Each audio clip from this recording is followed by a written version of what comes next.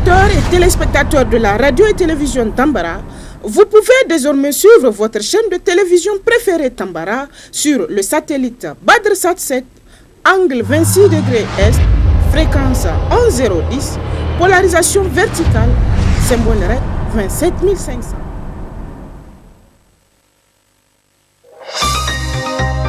Suivez le journal avec STM Transport Voyageurs. Une nouvelle façon de voyager.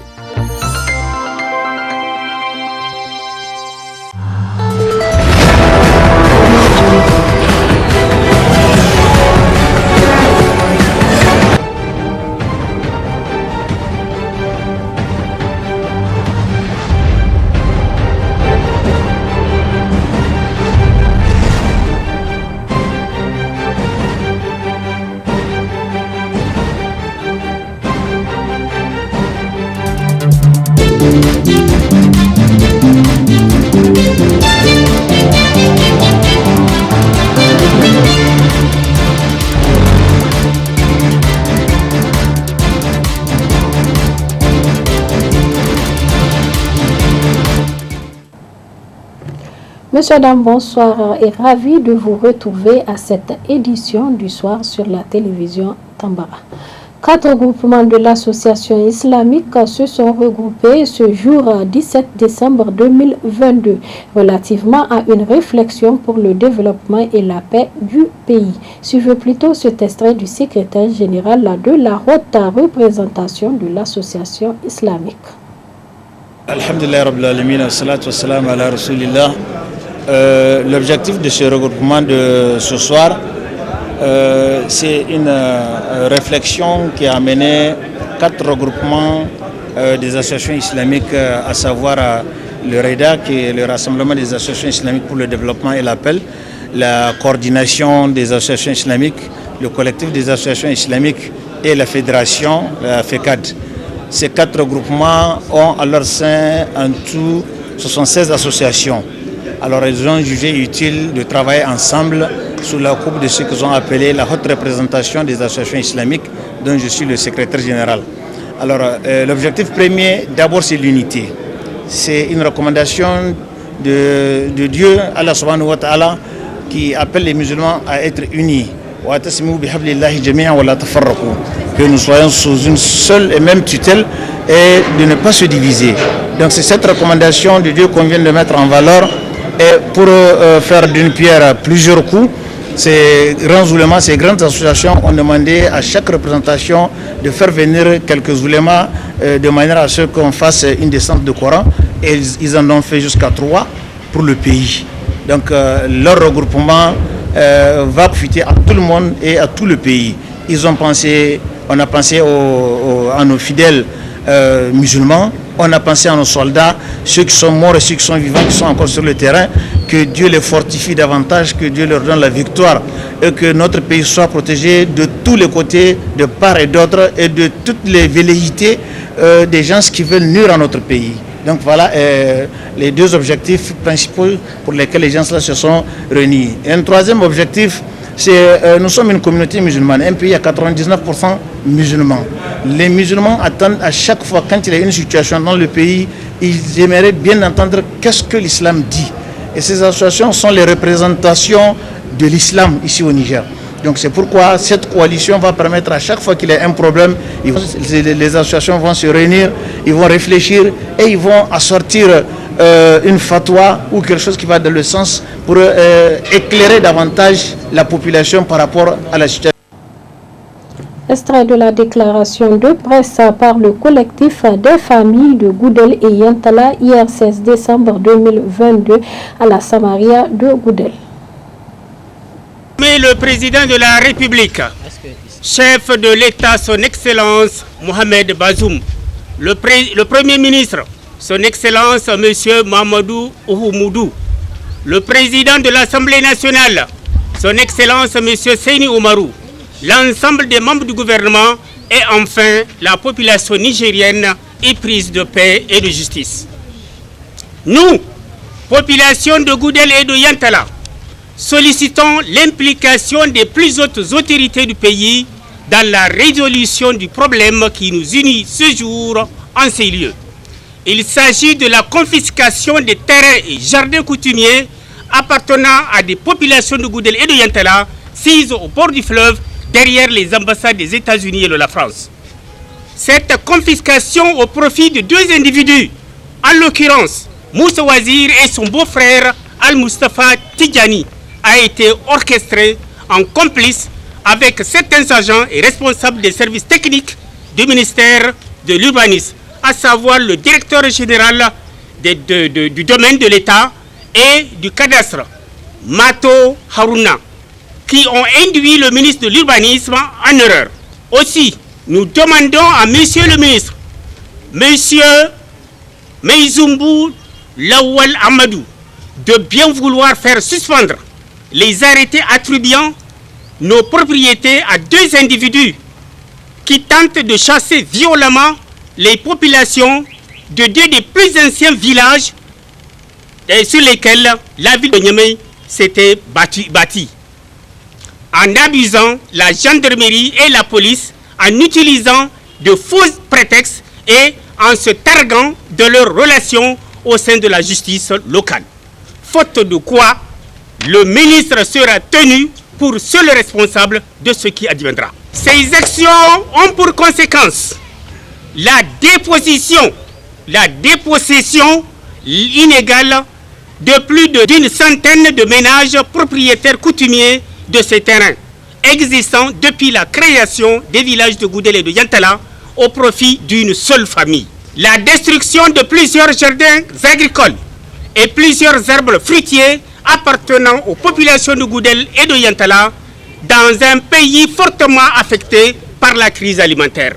L'obstruction du couloir de passage menant aux pépinières, aux sites de pêche et à l'accès au fleuve par les populations. Nous rappelons que notre présence sur les lieux n'a jamais été contestée depuis plusieurs décennies et que seul l'État est en droit d'exproprier les populations en raison d'une utilité publique, en indemnisant les populations affectées et qui, elles aussi, font partie de l'État. Pour finir, nous tenons à informer l'opinion nationale et internationale de notre ferme détermination à faire aboutir nos droits légaux. Nous demandons à toute la population de Goudel et de Yantala de rester mobilisée. Faisons à présent un tour au marché hebdomadaire des femmes transformatrices du produit agroalimentaire du RECA. L'accès aux différents produits 100% naturels. Au marché hebdomadaire qui se tient tous les samedis devant le RECA, plusieurs produits locaux transformés par les femmes nigériennes, plus précisément celles de la capitale nigérienne, étaient au rendez-vous. Mais deux produits ont plus attiré notre attention. Il s'agit du couscous de Fonio et le fromage de lait communément appelé Wagassi. Quant au premier produit, notamment le couscous du Fonio, est le produit phare de la semaine. Pour rappel, le fonio est une céréale originaire d'Afrique encore peu connue et utilisée dans la cuisine. Pourtant, cette céréale mérite toute sa place dans le cadre d'une alimentation diversifiée. En plus d'être sans gluten, le fonio regorge de nombreux bienfaits pour la santé. Fabriqué à base du fonio, ce couscous est pratique selon la promotrice. Le fonio est connu depuis dans le temps. Mais les jeunes ne mettaient pas ça au Nigeria en valeur. Parce que les jeunes ne faisaient pas le couscous du fonio. Mais avec la nouvelle technologie et les progrès, nous avons essayé de mettre ça en valeur pour faire du couscous. Donc le couscous là, il y a des façons de préparer ça. Dès qu'on a l'eau bouillante, on lave bien un récipient, on le met dedans, on le ferme. 10-5 minutes, ça va se cuire. Ou bien on peut les remettre dans un récipient, mettre un peu d'eau, mettre ça à la vapeur. Et nous souhaitons à ce que les gens en consomment beaucoup le fonio parce que le fonio est un aliment très utile pour l'organisme, ce que les gens ignorent. Le fromage du lait pur est la deuxième distinction dans ce marché des femmes transformatrices des produits locaux car il est différent de celui importé au Niger. irkan di fromage irkan di wa kai gidan dora kan sai gine le kai irkan di jus de gingembre citron ngumu irkan di fromage wa ga sinu am shatti kai irkan di dai de ge gono secret da kuma gono kuma jabi majo dilabuwa ne wani karin godi igo kande igo gicirandi do en haligi kande agi sambu lokaci ya wuro wa iga morgu mono du dungurwa kan sigine soja dunguri ni gidan ara imate irwo wana sinda haikul melanji sino hawo wa daino hawo wa no irgate da irbon se mo irgate ira habu wone wono dirwona imantafu igi fayanka samir wo sai kul da ngara naturel no irgate naturel mon no ikusifuru produit kunir sidan ara kalwa. Ces femmes nigériennes transformatrices de produits locaux apporteront sans nul doute leur pierre d'édifice au développement du pays. Il reste seulement que les autres femmes fassent la promotion de ces différents produits en les intégrant dans leur panier quotidien. Quelles sont les causes, conséquences et préventions de la malnutrition chez les enfants? Réponse dans ce commentaire. La malnutrition se caractérise par une alimentation qui ne correspond pas aux besoins de l'organisme. Selon l'Organisation mondiale de la santé, la malnutrition se définit par les carences, les excès ou les déséquilibres dans l'apport énergétique ou nutritionnel d'une personne. Chez l'enfant, la malnutrition entraîne un retard de croissance, des difficultés de concentration, une prise de poids importante ou au contraire un amaigrissement, une fatigue chronique, des troubles du sommeil, des faiblesses, des douleurs articulaires ou musculaires. Les causes principales de la malnutrition sont une alimentation insuffisante en quantité ou qualité, des épisodes de maladies fréquents, un manque de diversité de l'alimentation. Pour prévenir contre cette maladie, la diversification alimentaire et la promotion de la consommation d'aliments locaux à travers une production durable de denrées agricoles nutritionnellement adéquates dans un écosystème contrôlé pourrait constituer une approche pour améliorer l'alimentation et la santé maternelle et infantile. Place à présent à la partie magazine de cette édition réservée à l'interview accordée à la coordinatrice chronique café dans le cadre de la sensibilisation des violences à l'égard des femmes. Bonne réception et bon début de week-end à tous. En fait, le viol est une infraction pénale au Niger depuis l'adoption de la loi numéro 2003-25 du 13 janvier 2003. Cette loi prend en charge à la fois le viol mais également le harcèlement sexuel. Comment la loi nigérienne définit-elle le viol?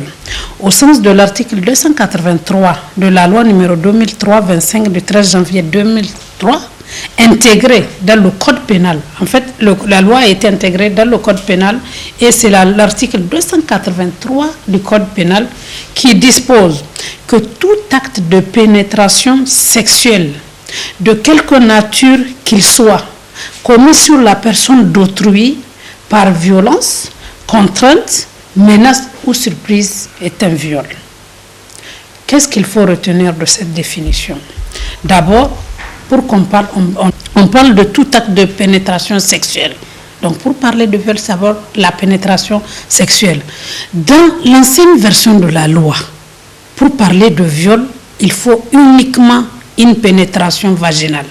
Aujourd'hui, la loi, tant que c'est à connotation sexuelle, donc que ce soit par la voie normale, la voie vaginale, que ce soit parce qu'il y a beaucoup de viols de petits garçons par le derrière, que ce soit par la bouche, tant que les faits ont une connotation sexuelle et que c'est le recours à la violence, à l'intimidation que vous obtenez le faveur sexuelle d'une personne, c'est un viol. Ensuite, la deuxième chose qui est extrêmement importante dans la définition du viol, c'est on dit acte de pénétration de quelque nature qu'il soit commis sur la personne d'autrui, donc sans exception. En matière de viol, en tout cas la législation nigérienne dit quiconque contraint une femme, votre statut ne vous exempte pas de poursuite pénale. En réalité, lorsque la loi dit autrui, autrui est un fourre-tout pour tout le monde. Donc, soit le législateur nigérien accepte que le petit ami peut violer une femme, le mari peut violer une femme, un inconnu peut violer une femme. Le code pénal n'a admis aucune exception en matière de viol. Le code dit autrui, sur la personne d'autrui. Tout acte de pénétration sexuelle commis sur la personne d'autrui par violence, contrainte est un viol. Donc ça, c'est la deuxième chose qui est importante qu'il faut retenir. Maintenant, qu'est-ce que la loi prévoit? La loi dit que toutes les fois où vous obtenez les faveurs sexuelles d'une femme par la force, vous êtes passible d'une peine d'emprisonnement de 10 à 20 ans. Le viol, les dossiers de viol sont devant des cabinets. C'est-à-dire que la loi estime que c'est tellement grave qu'on ne peut pas amener un dossier de viol en flagrant délit ou en citation directe. C'est toujours devant le juge d'instruction et vous passez devant les assises. Pour dire à quel point la loi prend au sérieux tout ce qui est violence à l'encontre de notre personne. Maintenant, je voudrais encore insister. Je vais revenir parce que si le viol est commis sur un enfant d'au moins en dessous de l'âge de 13 ans, donc la minorité pénale, le coupable court un emprisonnement de 15 à 30 ans. Toutes les fois où vous abusez sexuellement d'une fille ou d'un garçon de moins de 13 ans, l'emprisonnement sera de 15 à 30 ans. Maintenant, ça, c'est ce que dit la loi. Maintenant, revenons au niveau des faits. Il y a beaucoup de polémiques au Niger relativement aux questions de viol, parce que donc on parle de viol, on dit qu'il y a des formes de viol qui ne devraient pas exister. Nous sommes une culture où on n'admet pas que lorsque un homme contraint son épouse à entretenir des rapports sexuels, qu'on croit que c'est un viol. Je voudrais revenir sur cet aspect pour interpeller. En réalité, quels sont les hommes qui violent leurs femmes? C'est pratiquement toutes les situations que moi j'ai connues en tant que chronique juridique. C'est un homme qui rentre à 4 heures du matin. Il sent l'odeur d'une autre femme. Souvent, il est ivre. Toute la journée, il n'a pas donné de ses nouvelles à sa femme. Il la réveille à 4 heures du matin. Souvent, elle est même indisposée et il réclame un droit. Lorsque une femme que vous ne nourrissez pas, vous n'habillez pas, vous ne respectez pas, parce que si vous la respectez, vous ne pouvez pas rentrer avec l'odeur d'une autre femme, avec l'odeur de la cigarette, avec l'odeur de l'alcool et lui dire à 4 heures du matin qu'elle se réveille pour vous satisfaire. Le plus souvent, les hommes qui sont battus et violés, c'est cette situation. Je n'ai jamais rencontré un cas ordinaire où un couple s'entend et la femme dit « je ne veux pas ». Ça, je n'en ai pas connu. La deuxième catégorie, c'est des hommes qui ont des besoins sexuels exagérés. Il m'est arrivé de rencontrer, de recevoir des femmes qui me disent « Madame, c'est de 21h à 6h du matin, ils ne se fatiguent pas. » Il y en a qui prennent des produits et émotionnellement, sur le plan physique, elle ne peut pas. Maintenant, je pose la question, puisqu'on est dans la sensibilisation. Une femme que tu n'as pas nourrie pendant 3 mois, c'est elle qui se débrouille pour payer ses condiments. C'est elle qui se débrouille pour payer l'eau et l'électricité. Elle prend en charge les enfants. Elle passe la journée au marché en train de vendre des condiments. Tu rentres à 4 heures du matin ivre. Tu lui réclames quelque chose qu'elle te refuse. Est-ce que c'est une violation de la loi? Une violation de la coutume? Une violation de la religion? Ensuite, il y a beaucoup d'hommes qui sont incapables d'observer même les périodes où la femme religieusement ne devrait pas entretenir des rapports sexuels. Lorsque un homme abuse d'une femme dans ces moments-là, où l'intimité ne s'y prête pas, culturellement et religieusement, elle ne peut pas. Est-ce qu'on peut parler de refus ou bien il y a des situations dans lesquelles des hommes contraignent des épouses et cela ne peut pas se défendre, cela ne peut pas se justifier. Je pense qu'une femme, c'est un partenaire. Une femme, c'est une amie. Ce que tu ne veux pas pour ta petite soeur. Aucun homme aujourd'hui, aucun père de famille, quand on lui dira que ton gendre rentre à 2 heures du matin, 3 heures du matin, avec des odeurs, il ne nourrit pas ta fille et il la contraint à se réveiller pour le satisfaire à 4 heures du matin. J'aimerais voir le père qui dira « ma fille devrait ».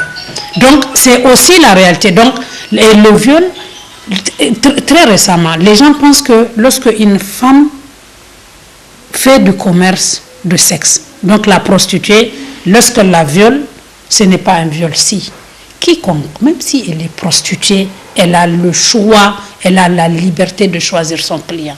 Et je salue un dossier que nous avons suivi. Pas pour faire l'apologie de la prostitution, non. Mais pour faire plutôt la promotion de plus en plus les citoyens connaissent leurs droits. Nous avons connu en tant que chronique juridique cette professionnelle du sexe qui a rencontré un client, qui a, une fois qu'il a eu satisfaction, il a refusé de payer. Mais elle a saisi les services compétents et elle est rentrée dans ses droits. C'est pour dire que le corps de la femme, ce n'est pas une poubelle. Il appartient à l'homme de le respecter. Si les textes disent que quand elle dit non, il faut respecter son non. Et d'ailleurs, un couple qui fonctionne, en général, le non est compris. Parce que généralement, dans les couples qui marchent, il n'y a jamais ce genre de thématique. À chaque fois que vous entendez les questions de viol à l'intérieur d'un couple, c'est un couple qui ne marche pas. Mais par hypocrisie, la société ne veut pas voir que c'est un couple à problème. C'est un homme défaillant dans ses responsabilités. C'est le comportement d'un homme qui impose le respect de la femme. Ça, c'est quand même important et nous devons lever les tabous autour de bien de choses. Non, les femmes qui se plaignent de viol, ce ne sont pas des couples qui marchent. C'est des couples qui ne marchent pas. C'est des hommes démissionnaires. C'est des hommes violents. C'est des hommes qui n'ont aucun respect pour leurs femmes. Quand vous allez devant les juridictions du Niger, la quasi-totalité des dénonciations, c'est ou des femmes célibataires ou des jeunes filles. Mais vous ne trouverez pas, par exemple, il y a des femmes mariées qui sont violées par d'autres hommes, mais la culture du tabou, la communauté ne pourrait pas comprendre ce genre de femmes, ne porteront jamais plainte. Ensuite, même au niveau du couple, quand ça arrive, la femme qui porte plainte, c'est que son mariage est fini. Maintenant, donc, dans cette catégorie, je ne rentre même pas parce que j'estime que généralement, c'est des catégories au niveau du couple. C'est vraiment quand ça ne va pas. C'est des problèmes profonds qu'ils ne peuvent pas résoudre. Donc là, on ne rentre pas dedans. Maintenant, venons au niveau du vol des inconnus sur d'autres inconnus ou bien le viol sur les professionnels du sexe.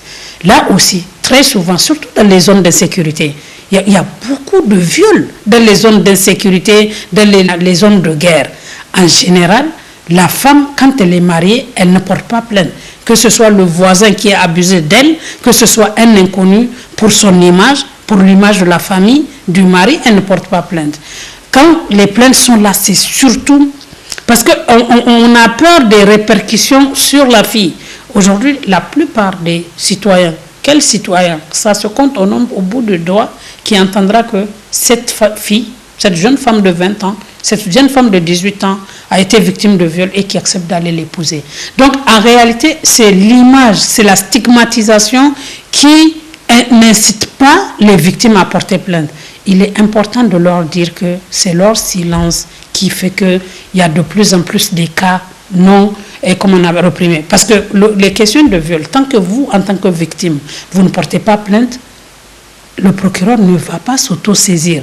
Parce que c'est quand même votre intimité qui a été agressée. Donc c'est à vous de demander à la justice d'agir. Donc il est important que les gens arrêtent de juger, que les gens arrêtent de stigmatiser. Parce que là, c'est deux fous viols. On t'a violé, et si tu ne peux pas porter plainte, c'est qu'on a violé un autre de tes droits. On ne peut pas te violer physiquement et te violer tes droits aussi. Or, le regard de la société par rapport à ces femmes, le jugement de valeur, certaines, on les accuse presque même que ce n'est pas vrai. Quand une femme vient dire « j'ai été violée », on a plus tendance à douter de sa parole qu'à la croire. Non, elle se donnait librement et elle a inventé. Donc, il appartient à la société d'arrêter ces jugements de valeur, d'arrêter la stigmatisation et pour que ces femmes-là puissent réclamer justice. Parce qu'en matière de viol, on ne peut pas dire que toutes les femmes obtiennent justice. Parce qu'il y a tellement de barrières, tellement de paramètres qui leur empêchent de saisir la justice que finalement, il y a beaucoup de non-droits. Lorsque votre enfant est victime de viol, lorsque votre soeur est victime de viol, ou lorsque vous-même, majeur, vous êtes victime de viol, il y a 3 services compétents qui peuvent prendre en charge votre problème. Soit vous optez pour la gendarmerie, soit vous optez pour le procureur, soit vous optez pour la police. Mais encore plus important, dans les questions de viol, il faut rapidement agir. Parce que surtout pour là où il y a des traces, là où il y a des blessures, parce que là, dès que vous saisissez la police, on va vous donner une réquisition, vous allez aller devant à la maternité et on va vous donner un papier qui va attester que effectivement vous avez été violé. Mais les viols, c'est comme les coups et blessures volontaires. Quand vous prenez le temps de réfléchir, c'est que toutes les preuves vont partir. Après, ça va être votre parole contre sa parole. Donc, en cas de viol, dès que vous êtes victime de viol, le premier réflexe, c'est la police ou la gendarmerie. N'hésitez pas, parce qu'il y va de la suite de la procédure. Si vous traînez, ça, après, vous allez, non seulement vous avez été violé, vous ne pourrez pas apporter la preuve que vous l'avez été, vous allez être traité de menteuse. Donc, pour éviter tout ça, à la minute où un homme vous force, même si c'est verbalement, dénoncez-le à la police ou à la gendarmerie. Si à la police ou à la gendarmerie, on n'enregistre pas votre plainte, allez directement devant les tribunaux d'arrondissement communaux pour Niamey ou devant le TGI chez le procureur. C'est vrai que les procureurs d'arrondissement communaux ne sont pas compétents, mais ils vont vous référer devant le procureur de la République.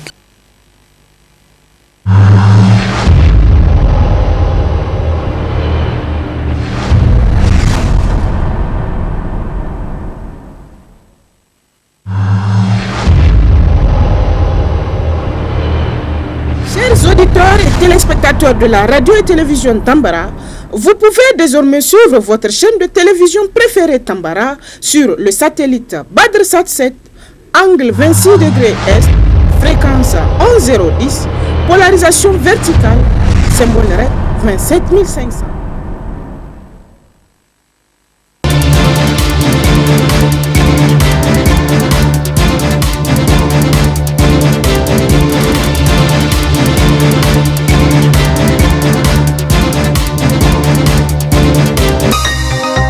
Ce journal vous a été présenté par STM Transport Voyageurs. Une nouvelle façon de voyager.